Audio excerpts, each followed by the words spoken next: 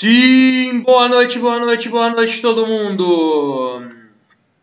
Todo mundo me escutando, pessoal? Vou fazer o teste de áudio aqui antes da gente começar.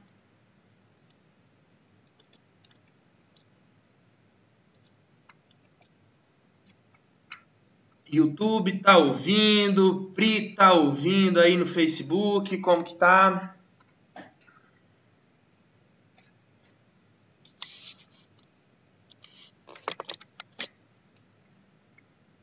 Todo mundo me ouve?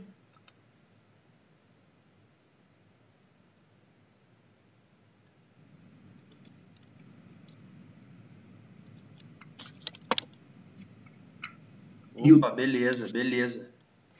Maravilha, então. Show de bola. Mais uma live nossa aqui. Hoje a gente vai aprender um pouco, vai entender um pouco como é um modelo de crescimento, um modelo matemático de crescimento, né? Pelo menos no início aí do crescimento exponencial, né? A gente vai dar uma pincelada e finalmente chegou a vez dos humilhados serem exaltados, os nossos queridos professores de matemática. Hoje eles nem dormiram, né? De tão feliz que eles ficaram com essa oportunidade, né? Sempre deixado em último plano, hoje estão felizíssimos, né? Então, para a gente começar, vamos conhecer a nossa bancada aí. Começando então com o professor Adalto. Pode se apresentar, professor. Boa noite a todos, um prazer estar aqui com vocês, compartilhar um pouquinho da matemática e verificar um pouquinho de algumas características do que está acontecendo aí no terreno e no percurso aí, né? O que está acontecendo, que a matemática pode nos ajudar a compreender o que é que o vírus está fazendo aí na caminhada dele. Passando a bola agora para a Paulinha. Por favor, se apresente, Paulinha. Diretamente boa noite, de Pereira Barreto. Diretamente de Pereira Barreto.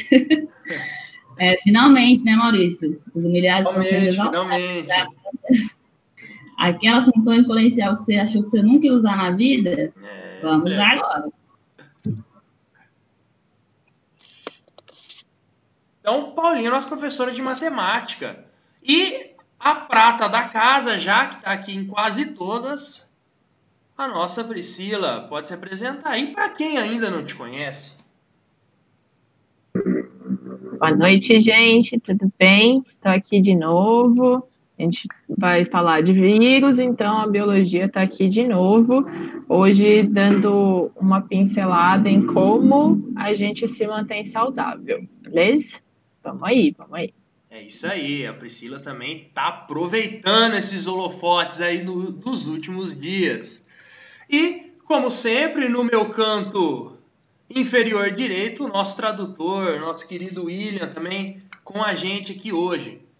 Bom, a gente vai começar a nossa live de um jeito diferente, né? Matemática é um assunto mais denso, né? Então, antes da gente entrar no assunto, a gente vai passar um vidinho rápido que a gente preparou para vocês, tá?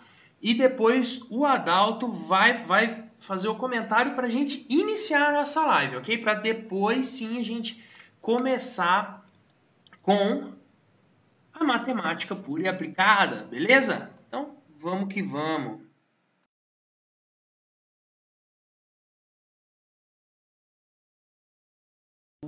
Sobressaltado porque está na hora. A tomar café correndo porque está atrasado. A gente se acostuma a ler o jornal.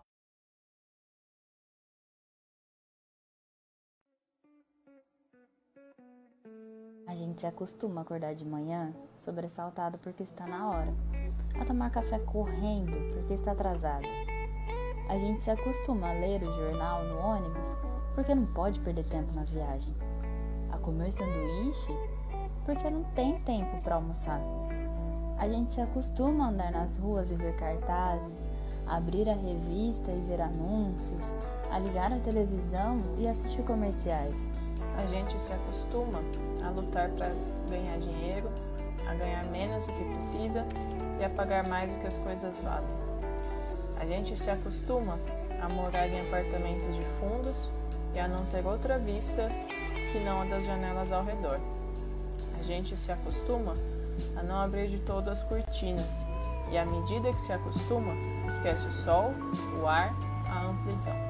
A gente se acostuma com a poluição, a luz artificial, ligeiro tremor, ao choque que os olhos levam com a luz natural. A gente se acostuma às bactérias da água potável, à morte lenta dos rios, à contaminação da água do mar. A gente se acostuma à violência e, aceitando a violência, que haja número para os mortos. E aceitando os números, aceitamos que não há paz. A gente se acostuma a coisas demais para não sofrer. A gente se acostuma para não se ralar nas asperezas para preservar a pele. A gente se acostuma para poupar a vida, que aos poucos se gasta e que de tanto se acostumar se perde por si mesmo. A gente se acostuma, eu sei, mas não devia.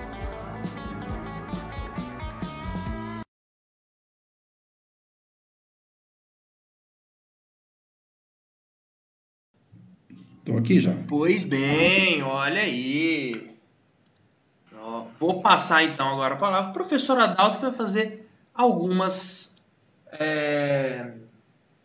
comentários sobre essas palavras que vocês acabaram de ouvir. Bem, boa noite a todos.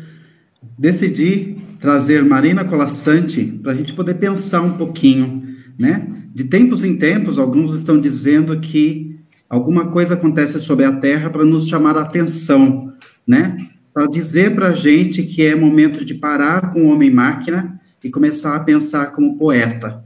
Hoje eu te convido a pensar, né?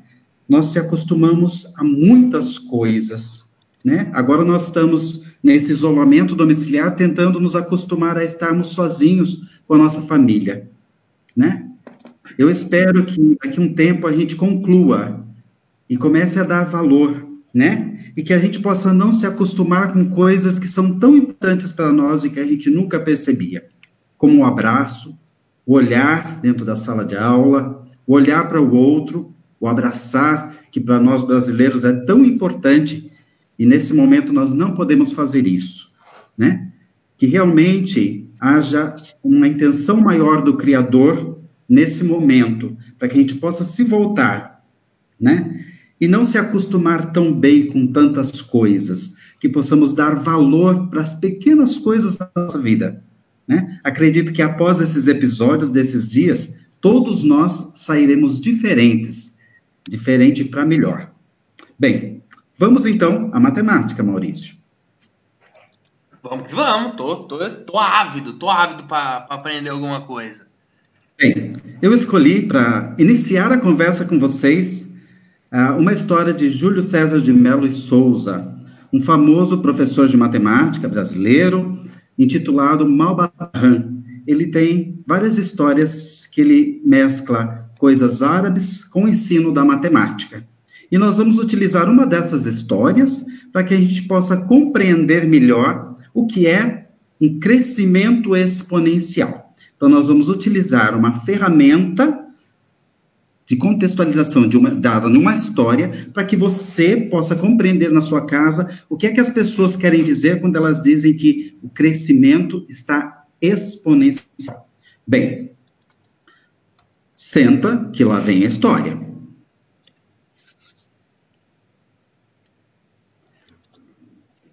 Diz a lenda que o rei Odava solicitou aos seus súditos que lhe inventassem um novo jogo, a fim de diminuir o seu tédio. O melhor jogo teria direito a realizar qualquer sonho. Um dos súditos, Lahur Sessá, inventou então o jogo de xadrez. O rei ficou maravilhado com o jogo e viu-se obrigado a cumprir a sua promessa. Chamou então o inventor do jogo e disse que ele poderia pedir o que ele quisesse. O astuto inventor pediu então que as 64 casas do tabuleiro de jogo de xadrez fossem preenchidas com grãos de trigo, seguindo a seguinte condição. Na primeira casa seria colocado 1 grão de trigo. E em cada casa seguinte seria colocado o dobro de grãos que havia na casa anterior. Bem, o rei considerou o pedido muito fácil de ser atendido e ordenou que providenciassem o pagamento. Tal foi a sua surpresa quando os matemáticos do reino lhe apresentaram a suposta conta, pois apenas na última casa o total de grãos, que não era ainda a soma, era de 18 quintrilhões. Bem, assustado, né, o rei percebeu que teria que dar para esse inventor todo o grão de trigo de seu reino. Né? Nós temos que observar que a soma dos grãos de trigo ainda era o valor. Né? Essa história nos apresenta exatamente o que é um crescimento exponencial. Né? Inicialmente, o rei pensou que 1 grãozinho, 2 grãozinhos, como está colocado aí na tabela à sua esquerda, né? Na terceira casa teria 4 grãos, nada muito importante. Na quarta casa, 8 grãos. Na quinta, 16. Na sexta, 32. Então, nada muito importante. 32 dá um punhadinho. Na sétima casa, 64. Na oitava, 128. Na nona, 256. Já na 10ª casa, nós tínhamos 512 grãos. Bem, a lenda nos apresenta uma aplicação da função exponencial, né? 2 elevado a x, com o nosso x variando de 0 até 63, porque nós temos 64 casas. Então, a casa 1 seria 2 elevado a 0, né? Nós verificamos que na última casa a gente teria um valor estrondoso. Bem, qual foi o engano do rei? Né? Se nós considerarmos, o engano dele foi considerável, porque em uma função exponencial, né, nos primeiros momentos de uma função exponencial, a gente não percebe o quão avassalador ou o quão grande será esse valor na casa 64. Nós temos aí o nosso primeiro gráfico reduzido, nós temos a plotagem dos valores de 2 elevado a 0, depois 2 elevado a 1, que dá 2 grãos, 2 elevado a 2, que dá 4 grãos, 2 elevado a 3, que dá 8 grãos. Aí, na sua parte central, você tem a plotagem do que seria do 1 até o 10, até a 11ª casa. A gente verifica que nem deu para colocar aí, mas na 11ª casa, este gráfico seria o valor 512. Então, nós verificamos que esta situação, inicialmente colocada para o rei, realmente era algo que poderia chamar a atenção dele e dizer que era algo bem pouco importante.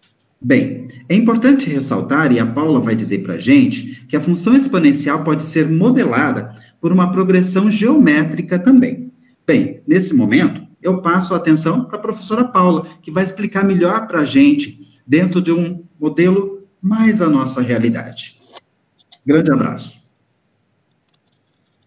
Bom, então, pessoal, agora a gente passa para a professora Paula, né? Já deu para perceber aí que é o seguinte, que a função exponencial ela se descontrola muito rápido, né? A gente consegue ver no gráfico aí que ela do nada sobe e a gente precisa se atentar justamente a isso, né? Bom, antes de eu passar para a Paula, né, lembrando, pessoal, se inscreve no nosso canal, que é importante, tá? Curte nossa página e deixem aí sugestões de temas para a gente abordar nos nossos próximos encontros, beleza? Bom, vamos lá então. Deixa eu passar aqui. Paula, com você. Bom, pessoal, então, como o Adalto falou para a gente, o nosso crescimento exponencial, inicialmente, ele pode ser, a gente pode se enganar muito com ele, porque no começo parece que não é tão importante assim. Vamos pegar um exemplo, uma suposição, né? A maioria dos nossos alunos são residentes de Ilha Solteira, então nós vamos fazer uma suposição com a cidade de Ilha Solteira. Vamos supor não, né? Ilha Solteira tem 26 mil habitantes aproximadamente. Então, vamos supor que inicialmente nós tenhamos 20 pessoas infectadas, tá? E aí, nesse caso, faz de conta que a gente não tomou nenhuma medida protetiva foi tomada. Tá todo mundo na rua, todo mundo indo para a escola, tudo normal. E aí, então, a gente vai supor que essa quantidade de infectados vão aumentar, vão dobrar a cada 2 dias, ou a cada 3 dias. Tá? Então, vamos lá. Primeiro, a gente tem 20 pessoas infectadas. Após 3 dias, então, a gente vai ter o dobro do que tinha antes. Então, eu tenho 40. Mais 3 dias, eu vou ter 80. Mais 3 dias, 160. Repara numa coisa, pessoal, que aqui nós estamos falando de uma doença. Então, essas pessoas vão precisar de um atendimento médico, tem uma porcentagem que vai precisar de UTI, né? Tem os casos graves. Então, a quantidade de dias aí, ó, tá muito pequena. Na hora que a gente chega lá nos 320, não deu tempo ainda do pessoal lá do começo se curar, tá? Então, a maior preocupação é a superlotação dos hospitais. Então, se a gente vê nesse exemplo, ó, após um mês, 30 dias depois, a gente vai ter 20.480 pessoas infectadas em Ilha Solteira, que tem 26 mil. Se a gente passar mais 3 dias, teria mais de 40 mil pessoas, né? Então, provavelmente aí...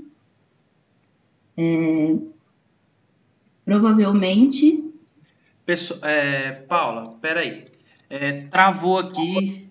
Travou no YouTube. O pessoal do... Deixa eu ver aqui. O Facebook tá on. Facebook tá on. Tá. Tá, o Facebook tá. Oi? O Facebook tá rolando. Não, o Facebook tá on. Um minutinho aqui, a gente já volta. Deixa eu só ver o que aconteceu aqui, tá bom?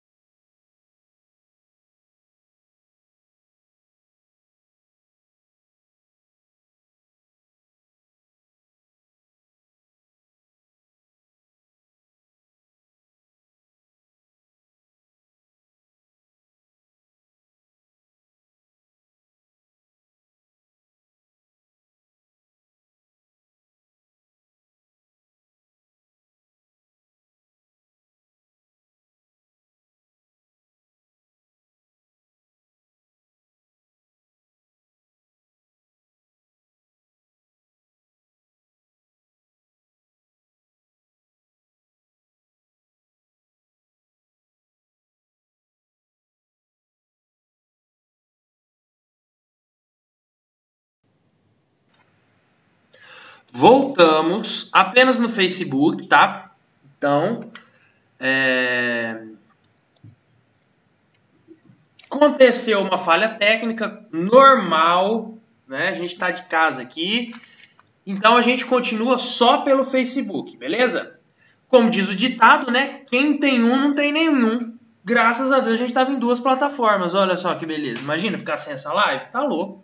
Então, a gente continua, volta aqui com a nossa querida Paulinha. Pode continuar no seu raciocínio. Ó, só lembrando então, ela estava fazendo uma análise lá de Ilha Solteira. O que acontece com se tivesse esse crescimento exponencial? Vamos lá. Tá, então vamos voltar um pouquinho. O pessoal que estava aqui no Face que não travou, agora vai ter que ouvir de novo. Então, ó, a gente tinha lá, né, uma suposição de termos inicialmente 20 pessoas infectadas, e aí de 3 em 3 dias nós vamos dobrando a quantidade de infectados, tá? Essa questão de dobrar a quantidade de casos é inclusive uma referência que eles usam hoje, né? Em quantos dias os casos estão dobrando? Esse é um ponto de referência utilizado pelos os cientistas hoje. Então tá. Então aí foi passando de 3 em 3 dias, né? E a gente foi dobrando a quantidade de casos. Após um mês, depois de um mês, 30 dias, nós vamos ter 20.480 pessoas infectadas. E então, em um mês, 30 dias, a gente vai ter tudo isso. O nosso sistema de saúde não comporta isso. Mesmo lá atrás, ó, se a gente olhar lá, quando tiver 1.280 infectados, por exemplo, a gente não vai conseguir ter essa quantidade de leitos, vai ter gente que vai precisar de UTI, e enfim. Só para vocês terem uma noção, tem uma pesquisa que diz que 5% dos casos precisam de UTI, né? Que eles têm o caso da doença mais grave e precisam de um leito de UTI.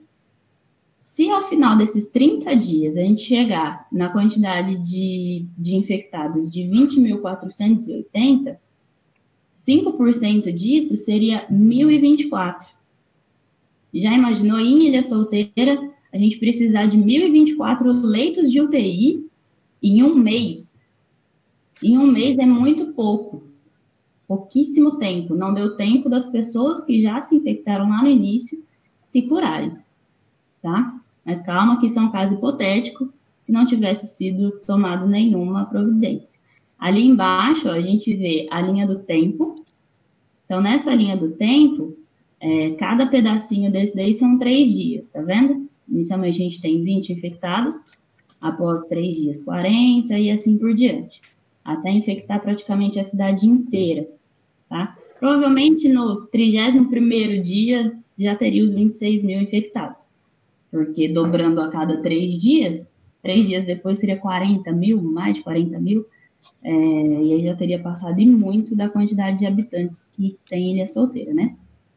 Então, beleza, esse é um caso hipotético se a gente não tivesse tomado nenhuma providência. Lembrando isso, deixa eu só colocar, Paulinha, só te interromper, que esses 3 dias, né, essa suposição de dobrar a cada 2 dias não saiu da nossa fértil imaginação. Esses 3 dias, essa proposta de 3 dias, ela vem de dados obtidos até então, né, com o número de pessoas contaminadas, de testes positivos que a gente teve na China, que a gente teve na Europa, os dados da Itália, da França e aqui do Brasil. Claro que em cada país, em cada realidade, esses números podem mudar, porque o número de casos aumentar vai depender do como as pessoas entram em contato, se todo mundo usa transporte público, né? E como a Paula disse, essa situação a gente está jogando só com os números, considerando que nenhuma medida de restrição tivesse sido tomada, né? Então, como se ninguém soubesse o que existia e todo mundo mantivesse uma vida normal, as pessoas se encontrando e nessas condições de encontros muito frequentes. Tá? Então, esses 3 dias, eles saem de alguns dados obtidos fora, né, obtidos na China, na Itália, ainda num período em que a gente não tinha as medidas de isolamento no Brasil, certo? Sim, exatamente. E só que assim, a gente pega o que já aconteceu nos outros países, que aqui no Brasil ainda a gente está um pouco, né, começou não faz tanto tempo assim o surto aqui no Brasil, então a gente tem um pouco do espelho do que aconteceu lá fora. Óbvio que tem vários fatores que interferem também, que, enfim, não vamos entrar nesse mérito, mas aqui tudo que a gente vai fazer vai ser uma estimativa baseado no que a gente já tem lá de fora, né? E do que a gente tem um pouco aqui do Brasil também. Então, essa seria a nossa estimativa para Ilha Solteira de 3 em 3 dias. Agora, vamos supor que, na verdade, a gente vamos fazer isolamento, né? Isso tudo a gente está supondo, tá? A gente fez isolamento, todo mundo fechou as escolas, todo mundo foi em casa, ok. E aí, os casos dobrariam a cada 10 dias. Esse seria o ideal para a gente, tá? Os casos dobrarem a cada 10 dias. E aí, a gente pode ver aí, ó, se os casos dobram a cada 10 dias, eu tenho tempo do pessoal lá do começo se curar da doença, né? A gente viu que a gente já sabe que o vírus, ele demora uma quantidade de dias, né? Acho que é de 7 a 15, Pri? Isso, é o período de latência, até 14, 15 dias. Isso, nossa bióloga de plantão pode falar melhor. E aí, se a gente tiver de 10 em 10 dias esse número dobrando, a gente vai ter um tempo maior para as outras pessoas se curarem, né? Para todo mundo ter o atendimento médico, ok, bonitinho e tal. Se a gente ver aí, ó, depois de 30 dias, então, primeiro 10 dias a gente vai ter 40, 20 dias vamos ter 80, 30 dias, 160 pessoas infectadas. Olha a diferença. De 3 em 3 dias a gente tinha em 30 dias 20.480. Agora a gente tem 160. Se a gente fizer nesse um mês a mesma conta que a gente fez lá atrás, dos 5% precisarem de leito de UTI, a gente vai precisar de 8 leitos de UTI. Consegue entender a diferença? Lá a gente precisava de 1.024 leitos. Aqui a gente precisaria de 8 leitos em um mês. Tá tranquilo, assim, né? Obviamente que vai ter algumas complicações, mas bem melhor, muito melhor do que de 3 em 3 dias, tá? E sem esquecer também que o Brasil e o mundo não tá só com a Covid. A gente tem todas as outras doenças que já tinham antes. Então, tem gente que vai precisar do leito de UTI por outros motivos. Esse também é um bom motivo do nosso isolamento. Evita de acontecer acidentes, de acontecer outras doenças mais graves que aconteceriam se tivesse todo mundo nos seus dias normais, né? Todo mundo dentro de casa, fica mais difícil de acontecer alguma coisa. E é isso. Então, para a gente ter esse caso, a gente não pode sair de casa sem ter necessidade. Sabe, eu tô vendo muita gente assim, tô de quarentena, mas aí eu vou juntar meus amigos na minha casa para assistir uma live no YouTube, que foi feita justamente para você ficar em casa, para você não sair de casa, né? Então, para a gente pensar um pouquinho mais nisso, colocar a mão na consciência e realmente quem puder ficar em casa, porque eu sei que tem gente que não pode, né? Eu preciso, sei lá, trabalhar, tem gente que trabalha nos mercados, nos hospitais, enfim. Quem pode ficar em casa, fique em casa. Porque para a gente ter essa situação na nossa cidade, tá? E aí, na nossa cidade, o que a gente tem? A prefeitura postou esses dias uma imagem que diz o seguinte: Ilha Solteira tem 26 mil habitantes, eles suporam que 10% da população iria se infectar, tá?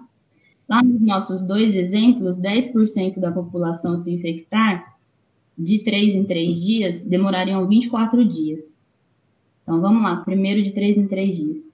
Eu tenho, em 24 dias, 2.600 pessoas infectadas, que são os 10% que a prefeitura supôs aí. Desses 2.600, 5% precisaria de leito de UTI, que seriam 130 pessoas, certo? Ilha Solteira só tem 10 leitos de UTI. Então, pense, em 24 dias, eu precisaria de 130 leitos, sendo que eu só tenho 10. É pouquíssimo tempo. Agora, se a gente vê lá no de 10 em 10 dias, demoraria 80 dias para eu precisar desses 130 leitos. Então, vou precisar dos 130? Vou. Mas vai demorar muito mais tempo, vai ter tempo das outras pessoas se curarem, indo, saindo e abrindo espaço para outras pessoas. Entendeu? Então, a nossa questão não é, ninguém vai ter o vírus, enfim. Não. Pode ser que tenha vai ter uma grande quantidade de pessoas que vão se infectar. Só que a questão é, em quanto tempo? Quanto menos tempo for, melhor vai ser para a gente, para o sistema de saúde, enfim. Tá? E aí, eu trouxe para vocês o mesmo gráfico que a Pri trouxe na primeira live, eu acho. Que a gente tem aí, ó, várias curvas de comparação, tá? Essas curvas também são hipotéticas. Foram, a partir de estudos e tal, fizeram hipoteticamente essas curvas, né? Da quantidade de leitos de UTI que seriam ocupados. Então, se a gente vê aí em preto, ó, a nossa curva, ela sobe muito alto em pouco tempo. Ela começa a subir em maio de 2020 e ela termina de descer, né? Em julho, né, de 2020. E essa curva em preto é se a gente não fizer nada. Então, se a gente não fizer nada, é isso que vai acontecer. Muita gente infectada ao mesmo tempo.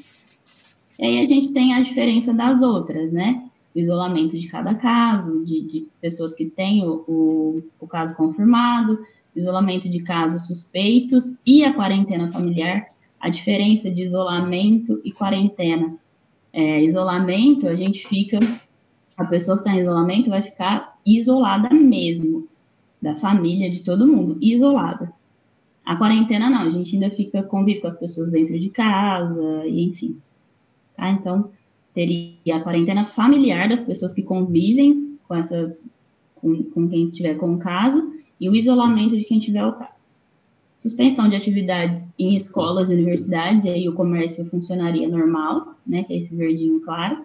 Tá vendo que mesmo com o comércio funcionando normal, a curva ainda vai alto por pouco tempo, né? E o último é o isolamento de casos suspeitos, quarentena familiar, distanciamento social dos maiores de 70 anos. Tá vendo que a curva, ela perdura por um tempo maior, tá? A quantidade de infectados aí provavelmente vai ser bem próxima ao que a gente tem nos outros. Porém, a curva ela é mais esticada, a gente fala achatada, né? Ela percorre um tempo maior. Pode ver que ela começa a subir em maio e ela termina de descer em agosto. Então, a gente tem um tempo maior para todo mundo ficar doente, todo mundo se curar, e enfim, tá? Então, era isso que eu queria falar de comparação. Vamos comparar agora os países, né? A gente tem, eu peguei aí para vocês um gráfico de todos os países, não, né?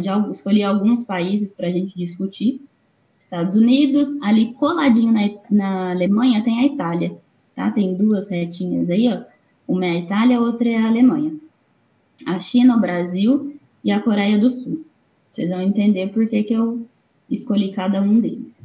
A China, primeiramente, porque foi o primeiro país a ter o vírus, né? Se a gente vê, ó, vamos analisar primeiro os eixos, ó.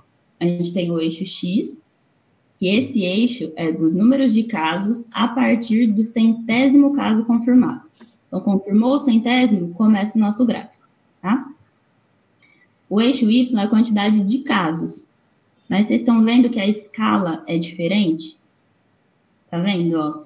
No eixo X vai de 0 a 20 e tem um espaço. No eixo Y vai de 100 a 1000 e tem um espaço parecido ali, né, os dois. O que acontece? Eles fazem isso para a gente conseguir enxergar a curva certinho, tá? Porque senão vai muito alto e a gente não vai conseguir ver. Então, vamos lá, ó. O que aconteceu aí? A gente tem que pensar primeiro que tem uma diferença entre casos confirmados e total de casos, tá? Casos confirmados são aqueles que fizeram o teste e deram positivo, caso confirmado. Total de casos, a gente não tem certeza absoluta do total de casos de nenhum lugar, de nenhum país. Total mesmo, não, tá? Por quê? Aí eu teria que testar todas as pessoas do país, todos, para eu ter certeza absoluta. E essa não é uma realidade que a gente tem, principalmente aqui no Brasil, né? Então, pessoal que a gente já estudou estatística, ó, lembra de população e amostra? A nossa população são todas as pessoas. Então, a população seria o total de casos. Todos os casos é a nossa população. A amostra seria os casos que a gente fez o teste. Né? Então, as pessoas que a gente fez o teste é a nossa amostra, é o que a gente tem de dados hoje. E aí a gente vai ver quem tem e quem não tem, né? Os confirmados e os descartados. Então, a gente pode ver aí, ó, os Estados Unidos, por exemplo, ele teve um boom de casos também pelo fato deles terem começado a testar muito, tá? Eles começaram a fazer bastante teste e ele subiu. Os países que mais estão fazendo testes são a Alemanha e a Coreia do Sul. A gente vai ver mais para frente sobre a letalidade, e a gente vai ver a diferença de letalidade em cada um dos países, vai dar para entender melhor essa parte do teste. Tá? Mas aí, passando para o próximo, ó. Paulo, o que eu acho interessante, né, a gente chamar atenção aí no eixo Y, né, que é o eixo de pé. A cada linha multiplica 10 vezes. Então, a hora que você chega a linha na primeira marca, eu tô com 1000 casos. A hora que eu chego na segunda marca, eu tô com 10.000. A hora que eu chego na terceira, eu já tô com 100.000. E lá na quarta, onde os Estados Unidos está chegando agora, eu já tô com 1 milhão de casos. Então, não é uma escala linear que a gente fala, né? Então, essa escala, ela pode dar essa falsa impressão, né? Os casos, eles estão subindo de uma maneira muito grande, né? Interessante a gente pontuar isso aí. E se a gente olhar aí também, ó, se reparar bem, tem umas linhazinhas na diagonal, assim. São os casos que dobram. Lembra que eu falei que é uma referência que eles usam? Casos que dobram a cada dia, casos que dobram a 2 dias, de 3 em 3 dias, 5 e 10.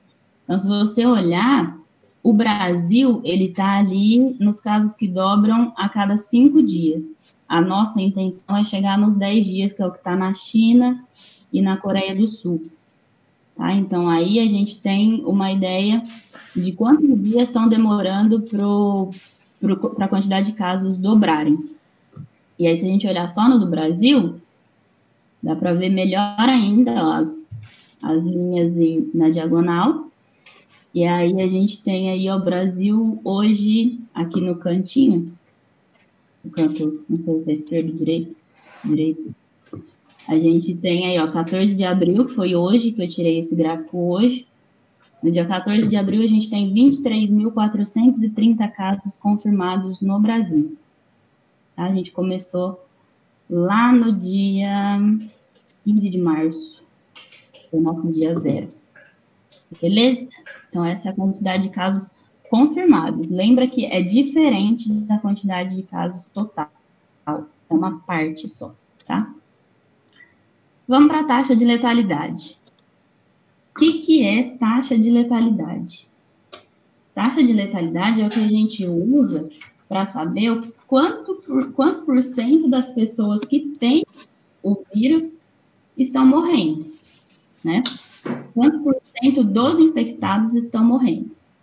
Então, se a gente olhar aí, é uma continha simples de porcentagem, né? Quando a gente vai calcular a porcentagem de alguma coisa, a gente pega a quantidade que a gente quer saber a porcentagem e divide pelo total, não é? Então, aí é a mesma coisa. A gente vai pegar o número de mortes, que é o que a gente quer saber, dividir pelo total de casos. A gente quer saber quantos por cento do total é o número de mortes. Então, a gente faz essa continha básica. Se a gente tiver, coloquei 2 exemplos para a gente pensar um pouco na quantidade de infectados, tá?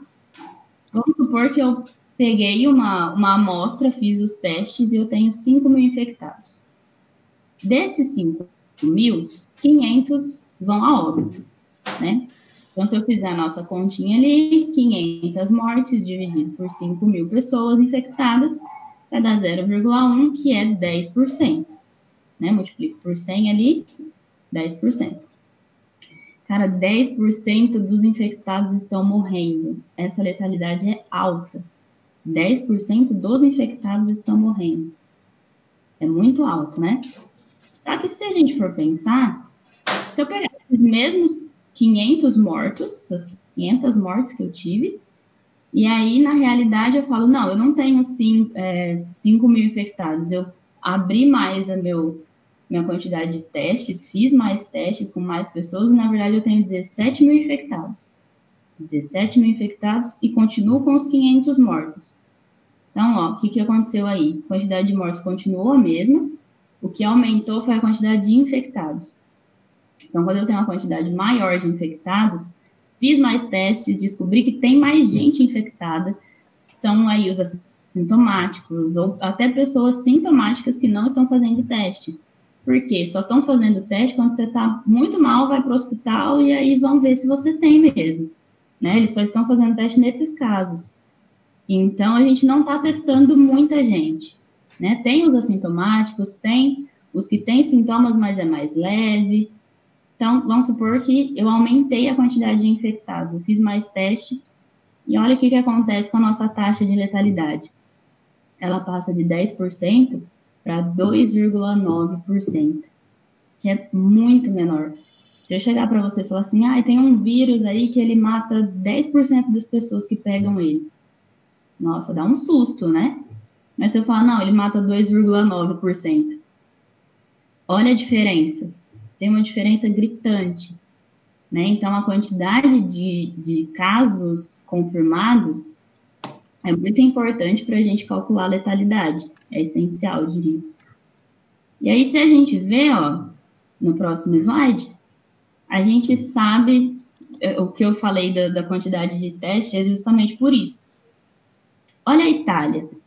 A Itália tem mais de 12% de letalidade.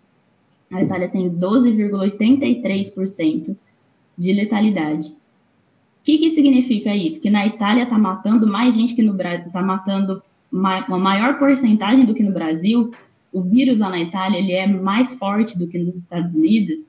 O vírus ele tem maior resistência lá e aí ele mata uma maior porcentagem. Não, o vírus é o mesmo. O que acontece? Na Itália, quase não está se fazendo teste mais. Chegaram a um ponto que não estão fazendo muitos testes.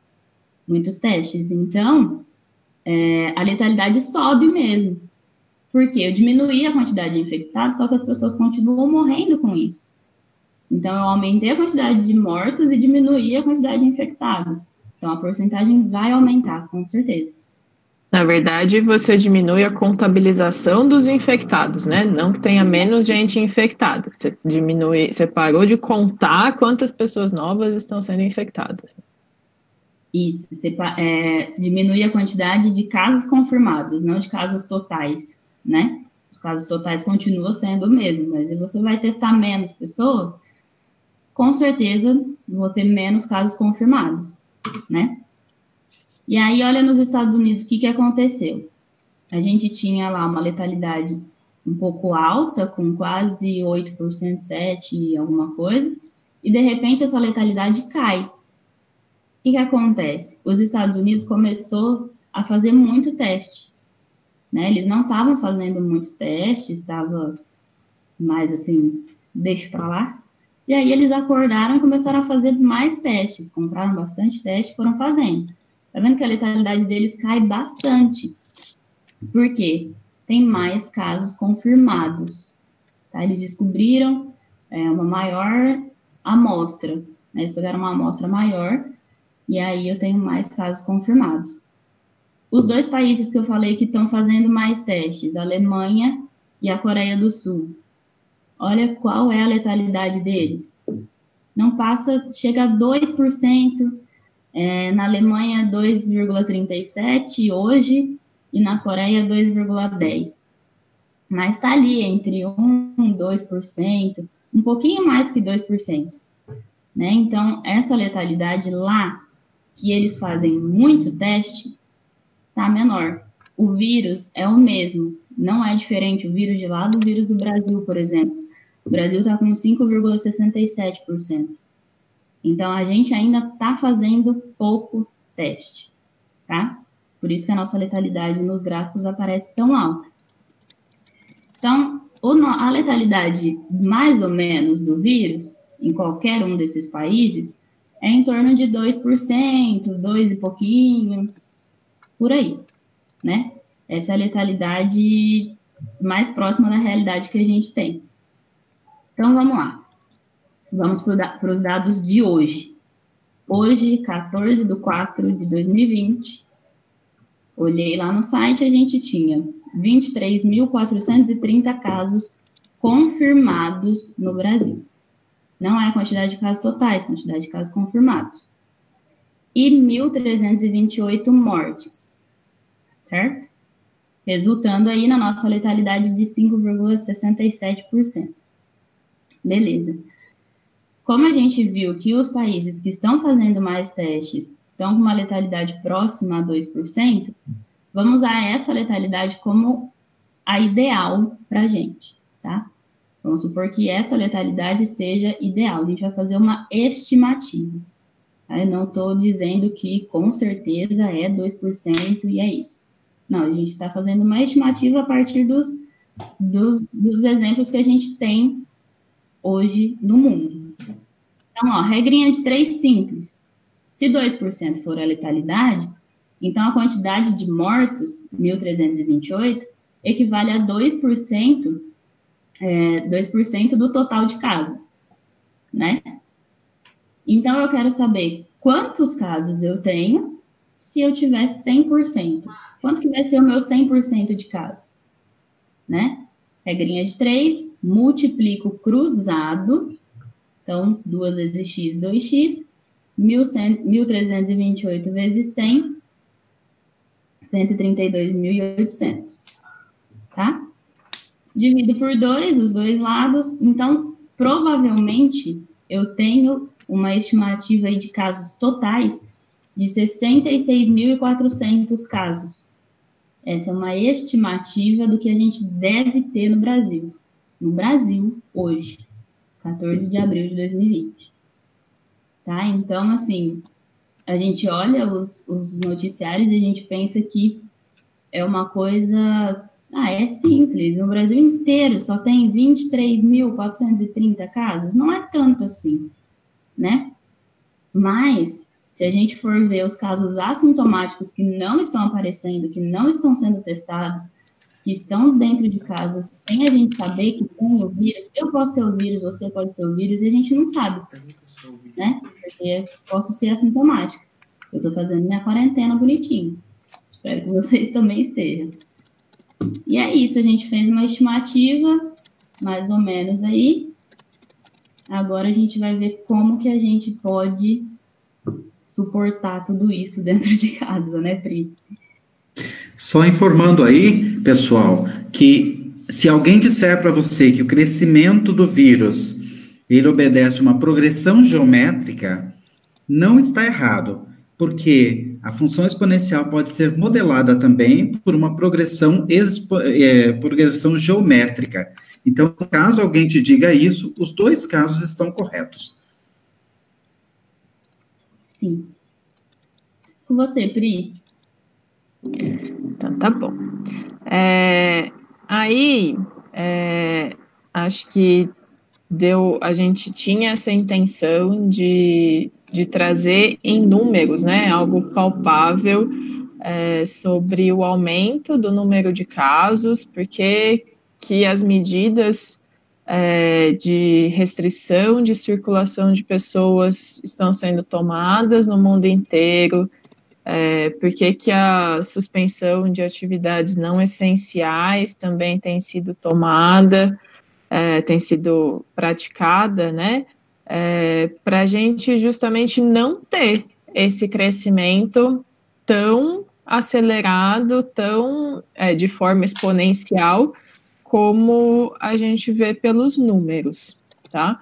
Então, todas as medidas que são tomadas, então, quem puder para ficar em casa, insistir para manter os hábitos de higiene individual, né, lavar as mãos, o uso das máscaras pelos contaminados, né, por quem está doente, ficar em casa quem pode, tudo isso é para a gente não chegar nisso, certo? E aí, uma das coisas que vem aparecendo muito na mídia como um todo são os milagres, né? Como é que a gente pode se prevenir contra o coronavírus? Ah, se eu tomar sol, com certeza eu não vou pegar o coronavírus. Ah, um medicamento feito à base de uma planta X, esse medicamento ele a cura para todos os casos de coronavírus. A gente está vendo muito essas notícias aparecerem por aí, tá? E aí o que eu venho para dizer para todo mundo hoje é que não existe milagre, tá? A menos que a vacina possa ser desenvolvida, isso a gente já conversou que leva um tempo.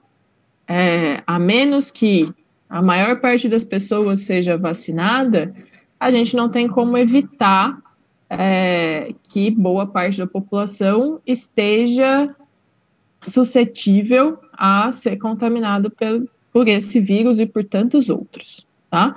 E aí, a gente tem que tomar bastante cuidado com essas notícias, né? A gente tem que ter um bom senso de procurar fugir dessas fake news, fugir desses alardes todos, porque está todo mundo muito sensível, né? A gente já está numa fase da doença em que CPFs próximos estão doentes, né? Em que pessoas conhecidas estão começando a adoecer. Ah, o vizinho do amigo, do primo morreu. Então, isso está começando a chegar mais perto, então está ficando mais palpável. Então, o desespero por conseguir uma cura ou de conseguir uma prevenção milagrosa pode levar a gente a acreditar em notícias falsas, tá?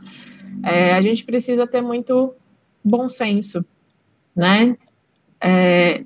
Para a gente não ser enganado, para a gente não ser levado pelo desespero, a gente tem que ser bastante com o pé atrás, né?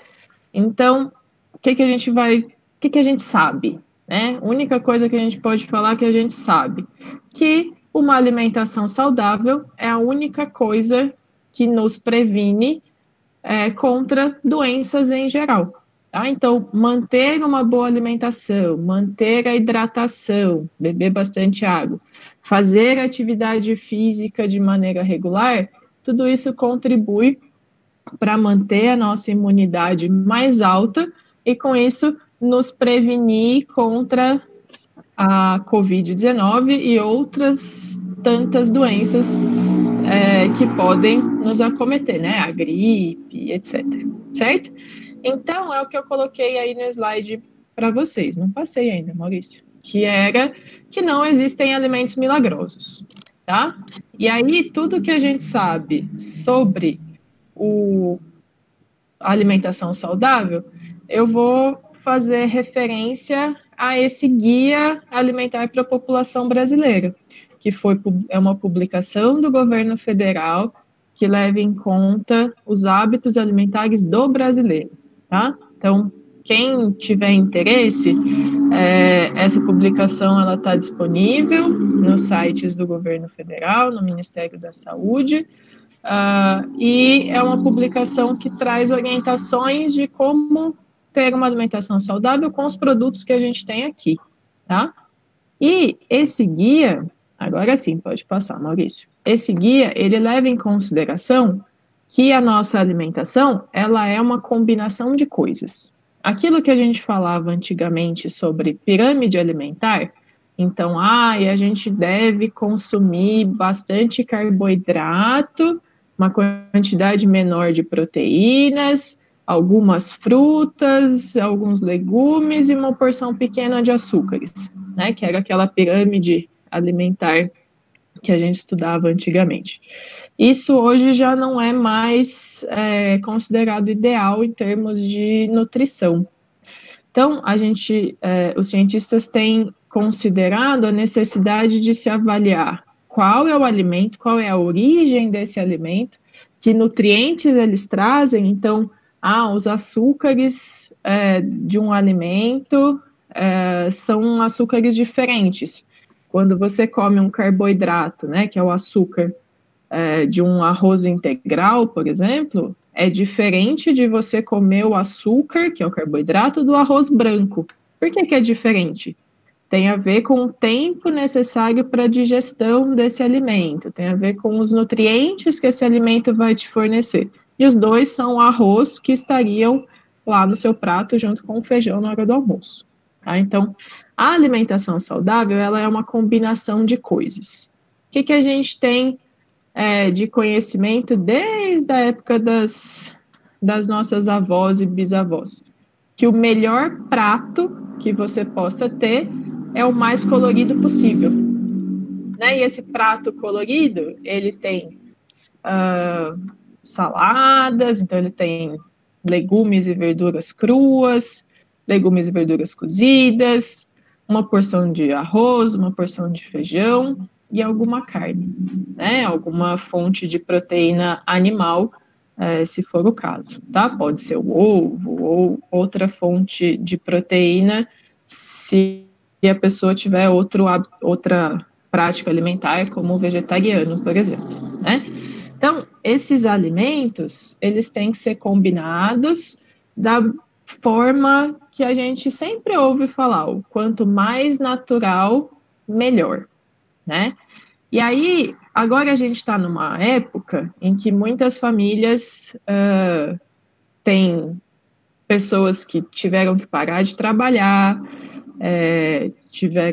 perderam o emprego, né? Que tinham, por exemplo, uma renda e essa renda diminuiu. Então, a gente tem que começar a pensar, para quem tem condições ainda, na hora de fazer escolhas, né? A gente tem que fazer as escolhas para a alimentação. E quanto mais natural for essa alimentação, mais barata ela é e melhor para a nossa saúde ela é também, tá? Pode passar para o próximo slide, Maurício? A gente hoje usa na nutrição, os nutricionistas e os médicos falam bastante disso, 3 categorias de alimentos, né? Que são os alimentos in natura, ou naturais, ou minimamente processados, os alimentos processados e os ultraprocessados. Então, o que está aí na imagem, por exemplo, um alimento in natura é o abacaxi. Então, quando eu consumo o abacaxi, ou o suco do abacaxi, ou corto o abacaxi, esse é o alimento in natura. É a melhor forma para consumir esse alimento, tá? Porque ele preserva todas as vitaminas, ele preserva todo o valor nutricional. Quando eu vou ao supermercado e compro o abacaxi em calda, continua sendo abacaxi. Só que ele já passou por um processo industrial, um processamento industrial que envolve a adição de açúcar para a conservação desse alimento. E, por último lugar, se eu for lá na seção dos refrescos e pegar um saquinho de suco de abacaxi em pó, o quanto tem de abacaxi ali é praticamente zero. Então, todos os nutrientes, todas as vitaminas que a gente tinha lá no alimento in natura, já não existem mais nesse alimento ultraprocessado. Então, as indicações dos médicos e dos nutricionistas para a gente ter uma alimentação saudável é a gente evitar ao máximo esses alimentos ultraprocessados. Ah, mas Priscila, como é que eu vou saber que um alimento é ultraprocessado? A dica que a gente sempre recebe é: olha para o rótulo. Se no rótulo tem nomes de coisas que você não tem na sua despensa, então são os conservantes, são os corantes, são os espessantes, isso está longe de ser natural. Então, isso deveria ser bastante evitado, tá?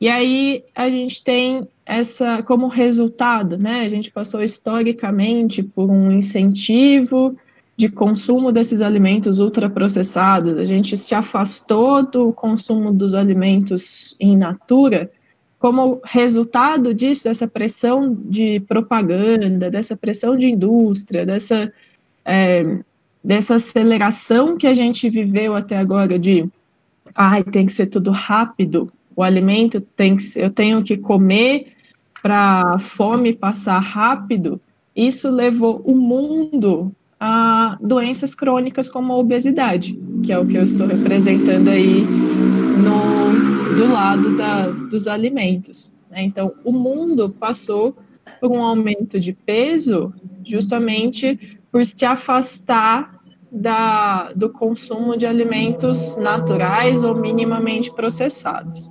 E se a gente está pensando em manter uma alimentação saudável, a gente tem que pensar nisso, a gente tem que levar isso em consideração. Pode ser que o consumo desses alimentos ultraprocessados, ele seja mais fácil, como eles têm realçadores de sabor, então nesse período que a gente está ansioso em casa, abrir um pacote de salgadinho na frente da TV pode parecer muito tentador. Mas aí, o que a gente está fazendo com a nossa saúde?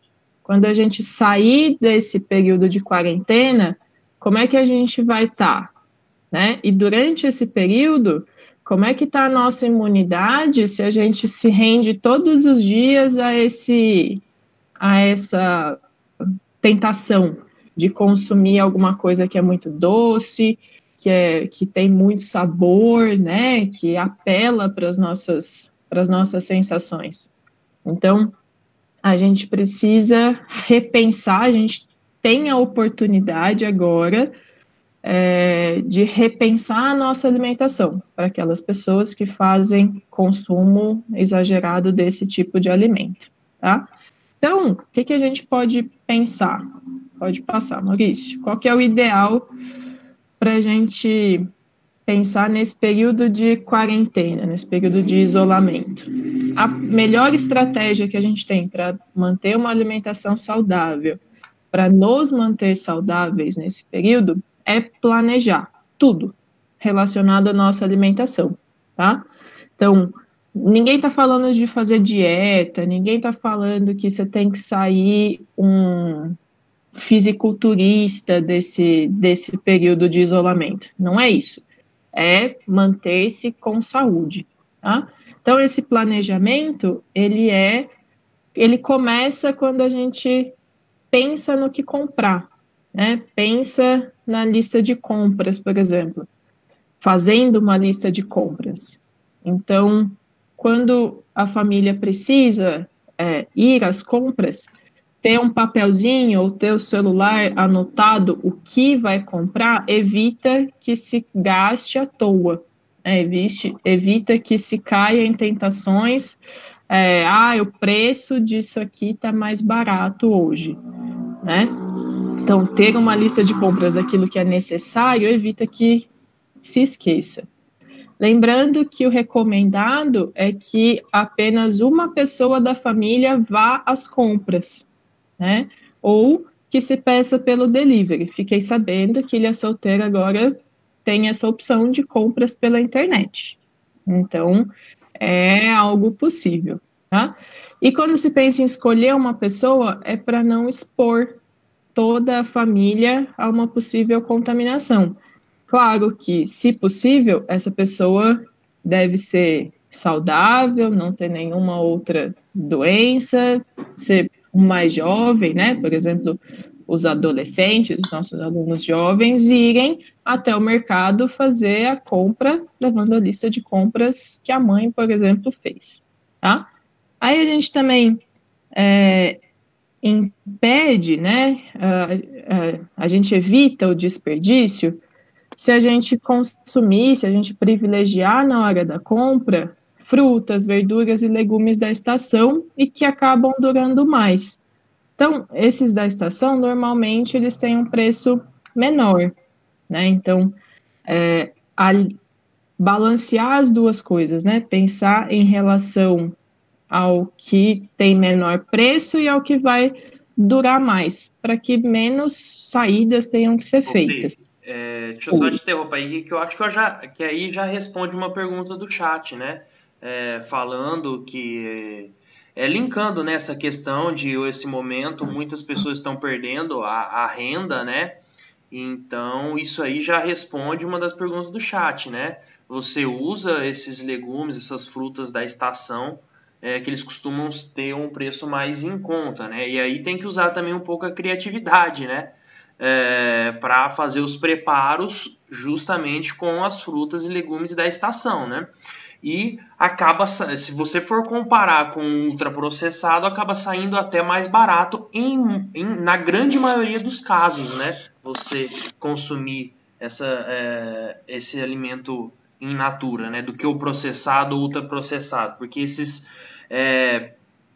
processos de industrialização, eles têm um custo, né? Esse custo ele é embutido no produto.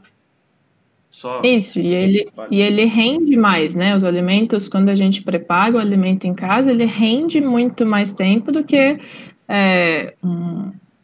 uma refeição congelada, por exemplo, né? E também, que é o outro tópico aí, em relação aos produtores locais. Muitas cidades têm feito essa rede de conseguir organizar as vendas, né, dos produtores locais que também estão sendo prejudicados nesse período de isolamento, para que eles possam fazer as entregas diretamente para o consumidor. Então, se algum produtor rural, por exemplo, tem mandioca para vender, se ele consegue divulgar esse produto no Facebook ou em alguma outra rede social, se eu tenho interesse em comprar, muito provavelmente, comprando direto do produtor, é mais barato do que comprar do mercado, né? Então, promover essa rede de colaboração também é importante. Claro, a gente sabe que tem pessoas em muita vulnerabilidade, né? Com condições muito comprometidas para manter a alimentação.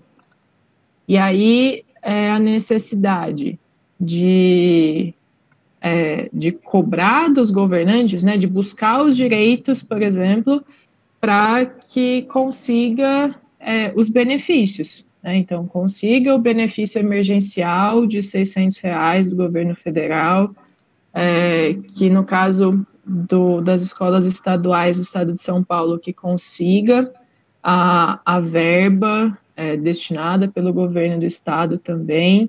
Então, e, por outro lado, as pessoas que não estão passando por tantas dificuldades, que olhem para esse lado, que olhem para o lado de fora e consigam ver se o que está sobrando para mim pode estar faltando para outra pessoa.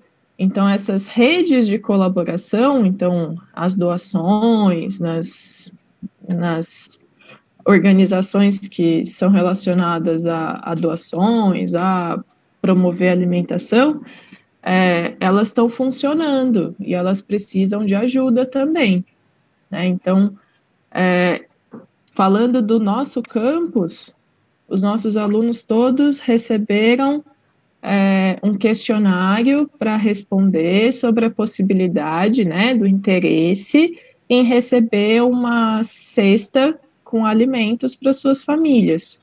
Então, o Instituto Federal também tem se organizado nesse sentido de tentar viabilizar e atender as famílias em maior vulnerabilidade, tá? E aí, outra coisa, que seria esse final, né? A gente avaliar o orçamento familiar. Então, claro, as compras, elas são um momento, agora mais ainda, que as famílias precisam ter muito na ponta do lápis qual é o orçamento da família para esse período, né? Talvez algumas contas tenham que ficar para trás, para garantir a alimentação. E aí a gente está falando de questões humanas, de questões humanitárias, né? Quando a prefeitura, por exemplo, decreta que as contas de água, no caso de Ilha Solteira, elas vão ter o prazo de pagamento prorrogados. Nem não vai ser feito corte de energia elétrica, né? Então, isso também está sendo pensado, né? E pode ser algo a se considerar, né? Pode ser um alívio, né, para as famílias que estão em maior vulnerabilidade nesse momento, tá? Aí, o final, né, depois que, se você pôde ir às compras, né, o caso de quem pôde, se você pôde ir às compras, trouxe os alimentos para casa, a primeira coisa depois de chegar em casa é fazer a sua higiene. Então, lavar as mãos. Tem algumas pesquisas que mostram também que os sapatos podem carregar o vírus, né? Então, o ideal é ter uma roupa de sair, então deixa o sapato já do lado de fora também. Se for possível, tomar o banho, trocar de roupa, e aí mexer com as compras, né? Que tem que ser higienizadas também antes de serem guardadas. Então, se vai colocar um saquinho de alguma coisa na geladeira, esse saquinho, antes de ir para a geladeira, que tem que ser higienizadas também antes de serem guardadas. Então, se vai colocar um saquinho de alguma coisa na geladeira, esse saquinho, antes de ir para a geladeira, higienizado ou com água e sabão, ou com álcool 70, né? Ou água com cloro, que a professora Ariane deu a receita para a gente na última aula, né? Na primeira live, que é uma colher de 50 ml, não, meio copinho de café de água sanitária para 1 litro de água. Então, essa solução, ela também ajuda na higienização. Frutas, verduras, legumes que forem ser guardados na fruteira, esses não precisam de higienização assim que chegam. Eles precisam ser higienizados antes do consumo, tá? Então, a banana que você comprou, você não precisa mergulhar ela em água sanitária assim que chegou do mercado. Na hora de comer, é interessante. Se esse produto for para a geladeira, aí sim higienizar, tá? Lembrando que essa água sanitária, ela não é pura, tá? Ela sempre tem que ser diluída, beleza? Essa é a ideia da gente conversar um pouquinho sobre como manter a nossa saúde. Claro, a gente tem total consciência de que algumas pessoas não estão em condições, né, de ter uma alimentação muito diversificada.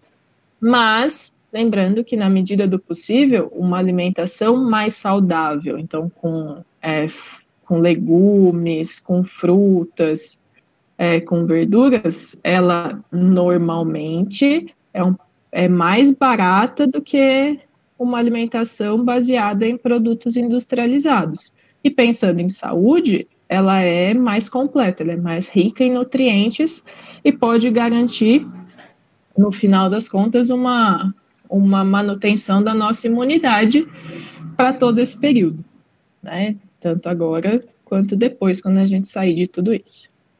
É isso. Se alguém tiver perguntas ou comentários, fiquem à vontade. Ô, Pri. Oi. Só para deixar claro, você tá ouvindo, né, pai? Em hora que chegar do mercado. Tá? Sapato. Passar uma vergonhinha agora. Faz isso direito. Aproveitar que ele tá vendo. E nos mercados, eu esqueci de comentar, né, que alguns têm tomado algumas medidas para evitar contaminação lá dentro. Então, desinfetado o lugar que a gente coloca a mão ali no carrinho, controlando o número de pessoas que entram ao mesmo tempo.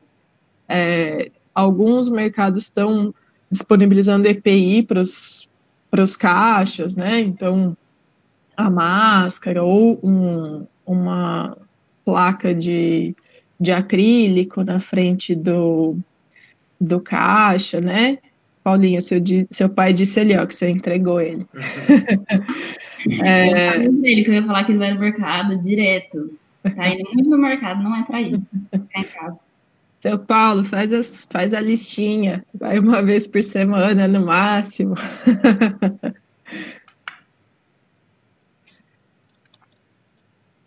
Bom, então é isso, né? Se alguém tiver alguma perguntinha, beleza, Pri? Fechou? Sim, da minha parte, Beleza. sim. Então, agora a gente vai terminar, tá? Eu quero dar um pitaco rapidinho, tá? Vocês estão vendo aqui, como eu já trabalhei com modelos e tudo mais, eu tenho um pouquinho de experiência, né? Então, o que a gente precisa enxergar, né? A gente falou o começo da live inteira sobre o crescimento exponencial. A gente viu que essa curva, como a gente consegue ver aí, ela é uma curva que ela sobe muito rápido, ela é bem sensível, né? De uma hora para outra, ela alcança um valor muito alto. Então, se a gente vê aqui, nesse gráfico que eu estou plotando para vocês, o que vocês estão vendo? Vocês estão vendo vários tipos de funções. Então, se a gente pegar aqui, ó, essa função laranja, ela é 1,5 elevado a x. Né? Então, o x é o número de dias. Se eu trocar esse 1,5 para 2, então 2 elevado a x. O que acontece? Essa curva laranja ela vai crescer muito mais rápido, ela vai atingir, né, esse estágio de aceleração de uma maneira muito mais rápida. E se eu aumentar para 2,5, ela é mais rápido ainda. Se eu aumentar esse 2,5 para 3, ele é mais rápido ainda. Então, essa questão de os casos estão dobrando de 2 em 2 dias, 3 em 3, 5 em 5, dependendo do país, ele influi diretamente no que a gente chama da morfologia da curva, ou seja, no formato dela. Ela vai subir mais rapidamente. E a gente não quer isso. Por quê? À medida que ela faz esse movimento de subida, ela vai pegar todo mundo despreparado. Inclusive, né, e principalmente o nosso sistema de saúde. Né? Isso vale tanto para o 1,5, 2, 2,5 e 3, quanto para esse caso que eu coloquei para vocês, em que eu multipliquei um coeficiente no x elevado. Né? Então a gente consegue ver que também interfere na morfologia da curva e também vai adiantar essa subida ininterrupta. Tá bom? Então, só para brincar, o que eu fiz para mostrar para vocês? Eu peguei casos de 2 países, tá? Não foi aleatório, eu peguei os Estados Unidos e a Coreia do Sul. Por quê? Porque são 2 países que estão fazendo testes em massa. Então, eles conseguem ter uma noção mais real possível de como está sendo o processo de contaminação deles, tá bom? A fonte está aí embaixo, tá? São todos os casos reportados oficialmente. Então, eu peguei os casos reportados dos Estados Unidos, né? Que são as bolinhas. Eu plotei o gráfico de bolinhas, né? E aí eu ajustei uma função exponencial que a gente consegue ver aqui, ó. 0,3162 vezes E é uma constante matemática que a gente chama de logaritmo neperiano, que ele vale 2,71, tá? Então, é um valor elevado a x, que é a função exponencial que a gente conversou, tá? E a gente vê que realmente essa função exponencial, ela modela o nosso objeto de estudo, que é o quê? Que é a evolução dos casos de Covid. Se a gente ver aqui, tem esse tal de R quadrado. O que é o R quadrado? O R quadrado é um coeficiente estatístico que vai me dizer se esse modelo que eu previ, que é essa linha, ele está próximo ou não do que eu estou observando, que são as minhas bolinhas. Então a gente vê aqui que ele está prevendo com 95% de acurácia, tá? Então só para a gente ter uma ideia. Então esse modelo ele conseguiu se ajustar bem ao que está acontecendo nos Estados Unidos, tá bom? E se a gente for levar em conta esse modelo que a gente colocou aqui, os casos nos Estados Unidos eles estão dobrando a cada 15 dias, ok? Já se a gente for plotar os casos da Coreia do Sul, o que a gente vai ver?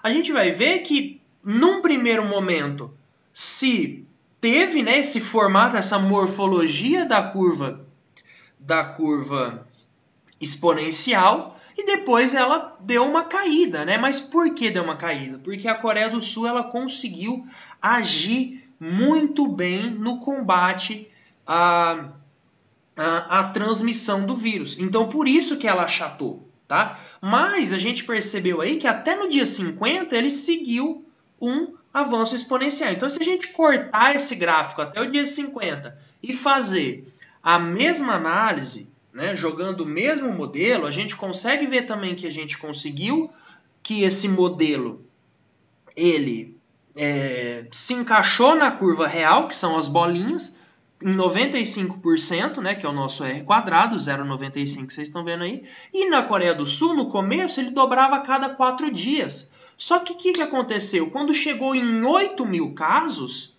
eles já aplicaram, né, na verdade, até antes, porque quando você aplica as medidas mitigadoras, você demora um pouco para os seus casos pararem de subir exponencialmente, tá? Então, eles conseguiram parar isso aí em 8 mil casos. Né? E aí conseguiram diminuir em muito como essa curva evoluía. Já os Estados Unidos, lembra, a Coreia do Sul parou com 8 mil. Os Estados Unidos ele já está com quase 800, não, na verdade está, né, com 800 mil casos já confirmados. Então, se a gente plotar a curva dos Estados Unidos e da Coreia, os modelos, a gente percebe que se a Coreia continuasse no ritmo de expansão que estava dobrando a cada 4 dias, os Estados Unidos estava dobrando a cada 5. Então, os Estados Unidos estava com um ritmo menos acelerado de contágio. Né? Então, a gente consegue ver aí, ó, em 2 meses já a diferença. Né? Os Estados Unidos teria aí pouco menos de 200 mil casos, enquanto a Coreia já estaria com 1 milhão de casos. Mas aí que a gente volta a ressaltar das medidas mitigadoras e como essa curva exponencial, como esse crescimento exponencial, ele influi no modelo, e esses modelos eles são muito interessantes para a gente. Por quê? Porque os modelos eles conseguem ter previsões. Eu consigo prever daqui 1, 2 meses o que vai acontecer e eu consigo equipar o meu sistema de saúde, eu consigo dimensionar a equipe de trabalho de saúde, né, para não ter surpresa. A gente consegue prever. Os modelos matemáticos, eles são muito, mas muito importantes por causa disso, tá bom? Então eu só queria fazer esse pequeno aí, essa pequena pincelada, porque eu acho muito importante nesse momento, né? E também fazer um disclaimer aqui. Esse modelo que eu aproximei foi em 40 minutos, né, coisa muito rápida. Os modelos matemáticos eles estão sendo traçados para servir de decisão da gestão pública. Eles são muito mais elaborados, né, com certeza. Eles vão levar em conta um patamar de saturação da população. Então vai chegar um momento que grande parte da minha população vai estar contaminada. Então esse ritmo de contágio diminui, né? E por aí vai, tá bom? Então esses modelos matemáticos eles são um pouco mais complexos que a curva exponencial. Só que a gente consegue ver que nos primeiros dias, como a gente viu nos Estados Unidos, na Coreia do Sul e em todos os outros países, esse crescimento exponencial no começo da contaminação, ele é verdadeiro. E a gente viu também que o crescimento exponencial ele é muito melindroso. A hora que eu vejo, né, ele já sobe de uma vez. E aí nessa subida que mora o perigo, que mora a oportunidade, né, da gente colapsar o sistema, igual aconteceu na Espanha, igual aconteceu na Itália. Beleza? Bom, só queria fazer esse comentário, tá bom? Alguém mais quer fazer algum comentário, alguma coisa? Ou a gente pode encerrar? Já deu bastante, né? 1h30 de live. E aí, só reforçar, então, a importância, Maurício, de que não é hora de relaxar nas medidas de prevenção, né? Sim. Porque se esse número está diminuindo, essa diminuição, ela é reflexo de algumas semanas atrás. Porque se o vírus tem um tempo de latência, um tempo de incubação de até 2 semanas, os resultados que a gente vê hoje são de 2 semanas atrás, quando a quarentena estava mais rígida. Então, se a gente solta o freio agora, a gente arrisca daqui 2 semanas voltar para esse crescimento exponencial, né? Então, a gente pode ter essa falsa impressão de que está tudo bem e que agora está resolvido, a gente não corre mais perigo. Mas é justamente o contrário, né? Está tudo bem agora, pelas medidas que estão sendo tomadas. A gente não pode afrouxar ainda não. Esses dias eu vi uma analogia muito legal, né? O ritmo de contágio é como se fosse um barco. A hora que eu tenho essas medidas mitigadoras, eu paro o barco, eu paro o motor do barco, só que o barco ele continua por um tempo navegando, né? Ele não vai parar imediatamente, que é esse tempo de latência aí de 15 dias, que é a resposta a todas essas ações, né? É importante também dizer, Maurício, que esse crescimento exponencial que a gente comentou aqui, que a gente espera que as pessoas que estão ouvindo consigam compreender o que é uma modelação e o crescimento em exponencial, quando alguém diz, né, que cada vez mais que as medidas para que isso não aconteça sejam eficientes, mais a gente vai perceber que esse modelo não seria um modelo aplicável, né? Então, a sensação do rei, logo no comecinho, é a que nós estamos tendo agora, de que a curva não subiu tanto. Ela não subiu tanto porque nós, brasileiros, estamos fazendo a nossa parte. É isso aí. Então é isso, galera. A gente fica por aqui. Quem ainda não curtiu a nossa página, curte, que a gente sempre está fazendo eventos, tá bom?